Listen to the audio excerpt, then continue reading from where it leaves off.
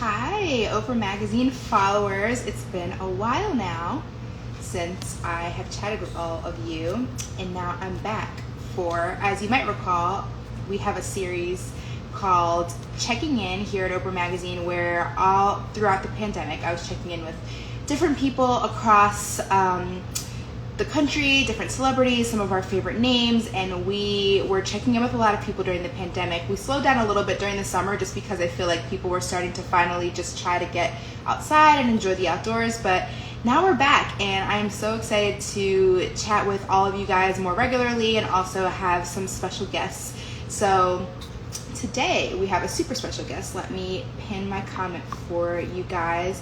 I have been following this person for a while now, as has Oprah, and I'm excited to bring him to all of you guys. So let's see if our special guest is here yet.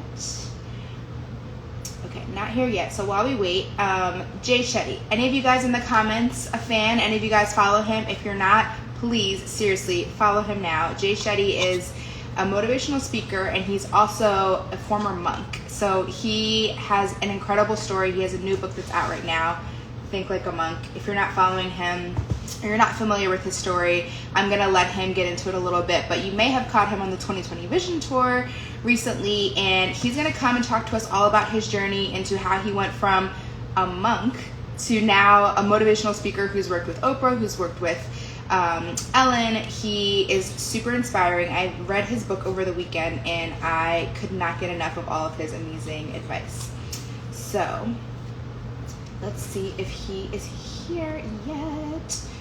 In the meantime, if you guys have any comments for Jay Shetty, let me know in the comments below. He, I feel like, is one of those people who, if you're struggling with something in your life, you're going through something, you need a different perspective, you need tips on meditating, any of that, leave it in the comments below and I will make a note to ask him when he joins us shortly. Okay, let's see if Mr. Think Like a Monk is here yet. Not yet. Okay, I don't see him. Let's see.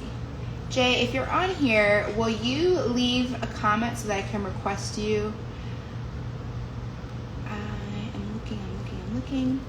But in the meantime, I hope everyone is hanging in there. If you guys have questions, again, leave in the comments below.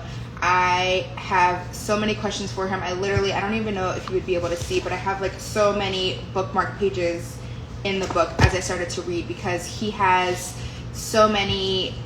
I love that someone that's so like a monk to be late. Yes, I feel like monks might have a different idea of a timing than we do. Okay, I think I see him. Let's see. Nope, not here yet. Let me see. Hold on, guys. I'm gonna check and see where our former monk is. I know that he actually just released his book today, so I think that he has a very busy day today. But one of the things I loved about this book is essentially, for a little bit of the backstory for you guys, Jay was actually in college, he was interning, he was following what his family wanted him to do for his whole life, and then he heard a monk come speak at his university in London, and he decided this was his new purpose, this was what he was going to do. So he essentially left. He split his time between interning at different finance places and then also going to monk school before he decided he wanted to become a monk. And then after he, I think, was a monk for about 3 or 4 years, he then went on to kind of spread basically what he had learned as a monk to the rest of the world. So let's see if he's here. Jay Shetty.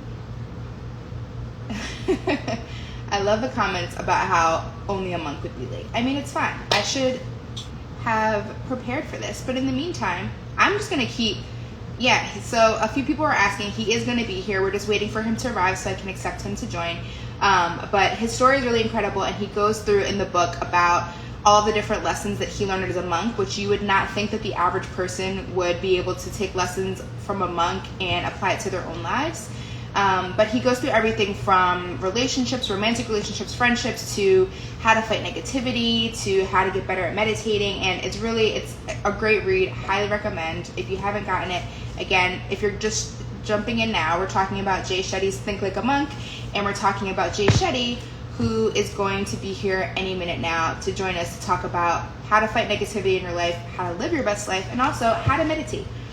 Don't forget, if you have questions for Jay, leave them in the comments below. I personally am really excited to talk to him about meditating because I am someone who, just like Oprah, I'm very big on gratitude. I'm very big on having your own me time and having that place of zen, but I honestly struggle. Tips from Jay Shetty himself, who I think is joining us now. Let's see if this will work for us. Hey, how's it going? Hi there. How's it going? I'm so good. Sorry for keeping you waiting. Thank you for being patient. I appreciate it. Some of our commenters were like, leave it to a former monk to be late.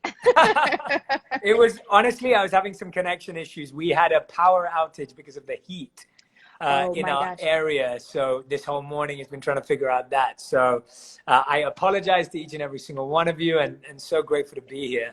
No worries. We are excited to have you here. I was just telling everyone, I read this weekend and was so, I'm going to be honest. I normally am not a big self-help book person, but I could not stop reading it. And I loved how you interwove kind of your personal experiences as a former monk with all the lessons that you learned. But first, before we dive into your story and how you got to where you are, how have you been holding up in the pandemic? What's your kind of current situation right now? Absolutely. Well, first of all, I was just really appreciate you taking time to read the book over the weekend. That means the world to me. And thank you for sharing what you just shared. So from the bottom of my heart, I really appreciate it. The lockdown has been really interesting for us, for me and my wife, because we both live in California, but our families are back in England. So we haven't seen them for around 9 months now. And I think that was always the hardest thing, that we couldn't go back, we couldn't be with them. But because we were healthy and safe, and fortunate to be healthy and safe, my biggest priority very early on became, how can I help at this time? Like, how can I make a difference at this time? Because I'm healthy and I'm safe. And I always find my certainty and uncertainty through service. And so I was asking myself, how can I be of service right now? And in the beginning, I remember seeing John Legend playing the piano and singing, and I was like, well, I can't do that. And then I remember seeing people on rooftops teaching workouts, and I was like, I can't do that. And I remember people trying to come up with vaccines or tests, and I was like, well, I'm not smart enough to do that, but I can try and teach meditation. So at the beginning of lockdown, I started teaching meditation for we were meant to do 20 days. We did 40 days, and 20 million people tuned in over 40 days on Instagram, Facebook, YouTube to meditate live every day for 20 minutes. And it was just amazing to see how much people were just trying to find that little bit of peace and clarity in their life. And most of them had never meditated before. So that's kind of how I got through lockdown, was finding how I could be useful. Yeah, I feel like all of us could use a little more peace and clarity right now. And I have questions for you there's a few commenters asking questions about meditating, which we will get to. But first, for anyone who's watching who isn't as familiar with your story, you get into it a lot in the book and in the introduction about how you were, in college, and you were, not expecting to become a monk. That wasn't necessarily something you ever thought you would do. And then this was kind of a calling that you essentially stumbled upon. So can you tell us a little bit about how you went from college student to living in an ashram for a few years? Yeah, so I never imagined that I'd become a monk. I don't think I ever even knew what a monk was until I was 18 years old. And I think this is the beauty of meeting someone who doesn't have the same background or same experiences as you do.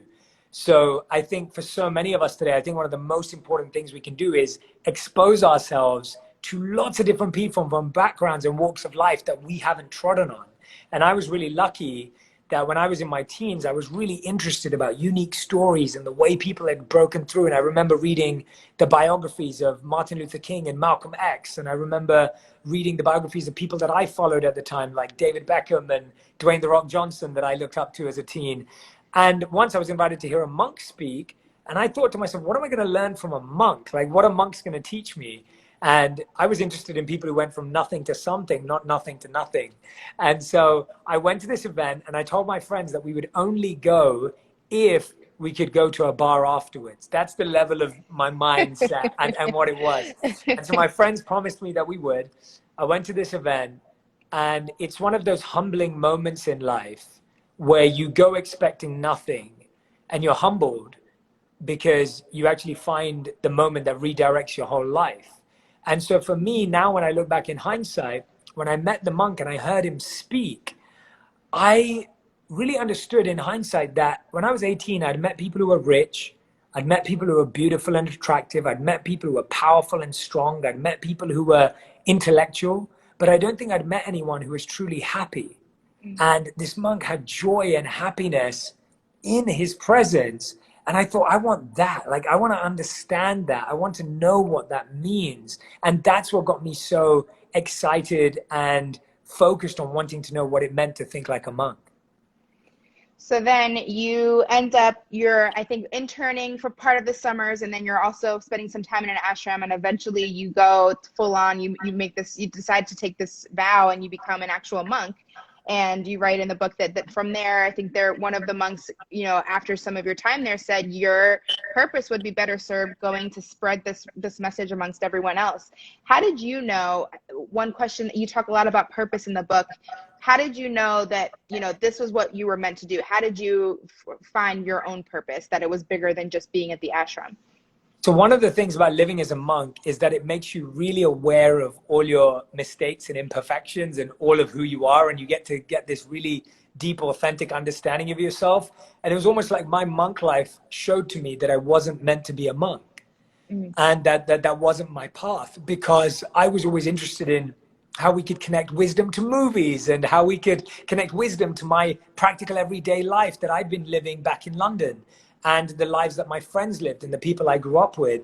So for me, if I'm completely honest, in that moment, I didn't know what was going to happen. I was lost, I was stuck, I was confused.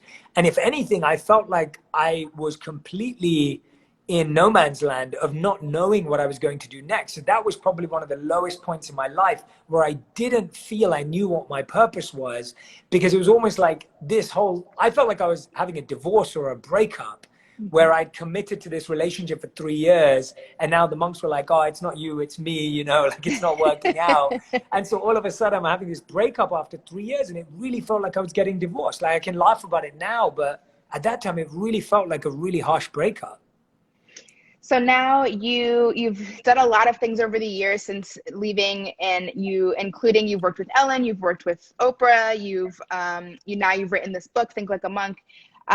So how do you, in this kind of new life where you do, as a monk, I think you don't have many material things, as you write about in the book, and you're obviously all day, every day, really focused on yourself internally, but now you have so much going on. So how has your life changed, and how have you managed to kind of hold on to these Think Like a Monk values for yourself? Yeah, absolutely. I think one of the biggest things for me has been my morning routine and my daily meditation practice. So I meditate for 1.5 to 2 hours every single morning. Wow. And it gets split up when I'm traveling and I'm not perfect. And it has its moments where I'm doing 45 minutes in the morning and 45 minutes in the evening. But as much as possible, I really have that sacred routine that I hold really true to me. And then every year, me and my wife go back to the monastery I used to live in and live there for 2 to 3 weeks a year in India. And I get to live with the monks again, and I get to go deep again, and I get that immersive experience again. So for me, using my time to do that has been really, truly valuable. And I'm really grateful, even the conversation we're having today, it's like everything we're discussing is so meaningful. So I'm so lucky that I get to spend my whole life talking about the books that I studied and the wisdom that I learned and all these experiences. So I feel really grateful that I get to do that. So there's literally a whole book, again, Think Like a Monk. Please pick it up, everyone. But for anyone who hasn't read the book yet, or who maybe is struggling right now in this pandemic to, clear out all of the noise, which is something that you talk about early in the book, is, where can someone start for someone who's like, I feel like I'm stuck, or I feel like there's just too much noise right now and I don't even know where to begin. What are your kind of first steps? Yeah, the first step I'd say is try and carve out just 10 minutes a day. Or if you can't do the 10 minutes a day, try and carve out 30 minutes this Saturday, this weekend, where you're going to spend it just by yourself. And when I shared this with Oprah and the Vision Tour, they really appreciated this message of just meditation as its simplest form. The best definition I've come across and heard is just spending a little bit of time with yourself.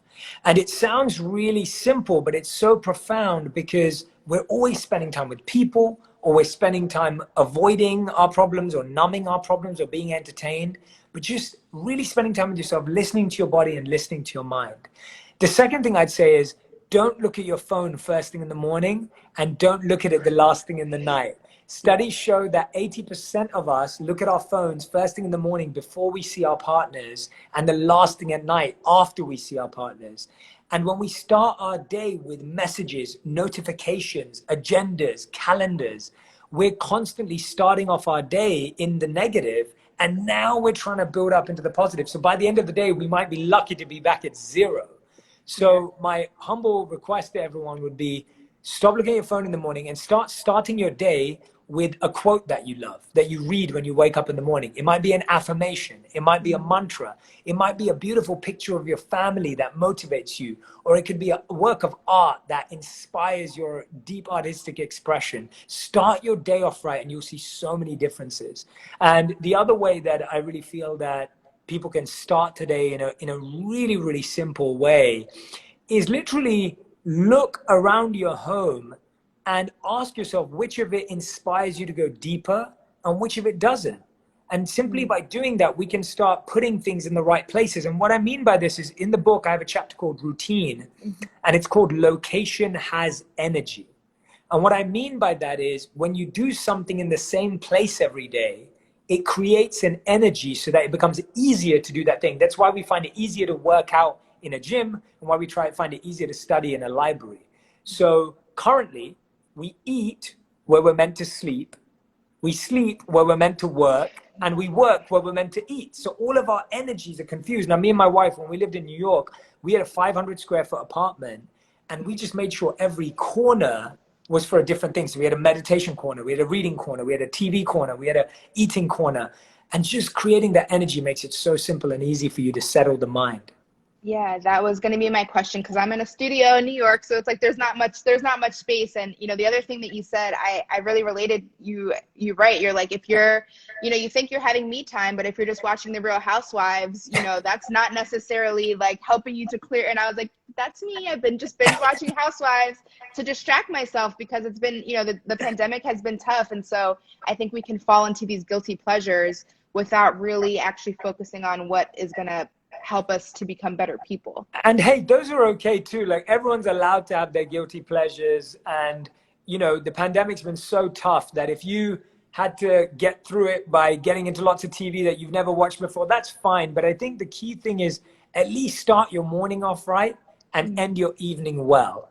Like if you can just start doing those two simple things, so much of the in-between will change. But if you skip that and then you're just doing guilty pleasures all day, that's when it gets difficult. There's a lot of really great tips in the book also about meditation. And there's, you say, I think that even you feel like the book itself is a meditation, which I felt like in a lot of ways it is.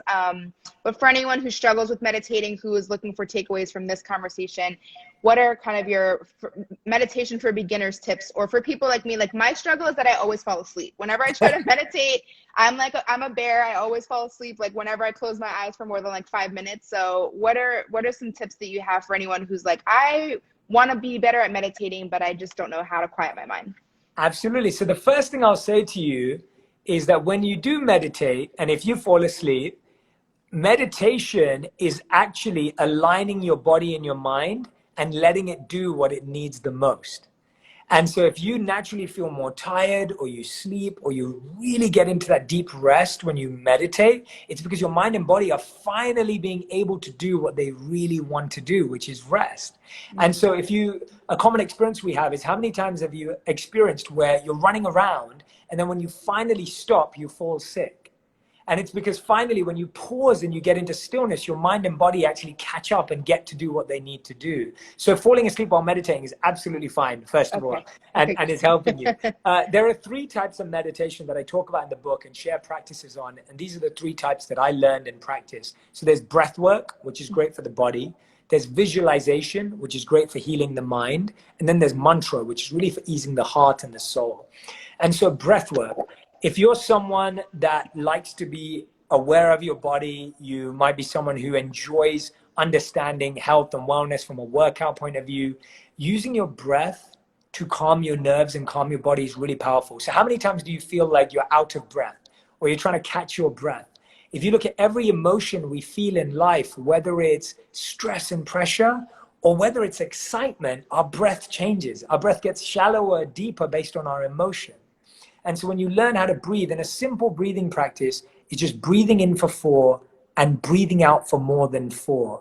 If you struggle to sleep, if you get anxious, you get stressed. I do this all the time before I'm about to go on stage. When I was going live with Oprah that time, like I was so nervous because I've been such a huge fan my whole time. And I was like, and even today when I was late because I had the power outage and I'm feeling that sort of nerve and anxiety, I put my left palm on my stomach, I put my right palm on my heart, and I breathe in for a count of 4 and breathe out through your mouth for a count of more than 4. And just really feel your body. When you breathe in, really feel your stomach expand. And when you breathe out, feel your stomach contract. And just it works straight away. And I do it anytime I feel, and by the way, I feel anxious, I get nervous, I get stressed, I feel pressure, but I remember to do this simple habit. So that's one. Visualization is really powerful if you want to create a new memory of something. So you may say that, Jay, I had this really bad memory and I feel like I wish I said this to this person. I wish I told this person I felt this way. I can't change it in reality right now. You can visualize that situation and change your behavior in the situation. You can also visualize places of calm or places of love and gratitude that allow you to access them. Like right now, when we've all been locked in between 4 walls, it's great to visualize the beautiful places you've been on holiday. And instead of going, I wish I was there, it's actually transporting yourself to that place and reliving the joy of that moment. And then mantra, which is really powerful, or affirmation. Affirmations are words in English. So one of my favorite affirmations is, and everyone can do this at home right now, place your right hand on your heart. And whenever you say an affirmation or a mantra, you want to believe it in your body, you want to mean it in your mind, and you want to feel it in your heart. And so the one I'm going to ask us all today is this one. I am exactly where I'm meant to be.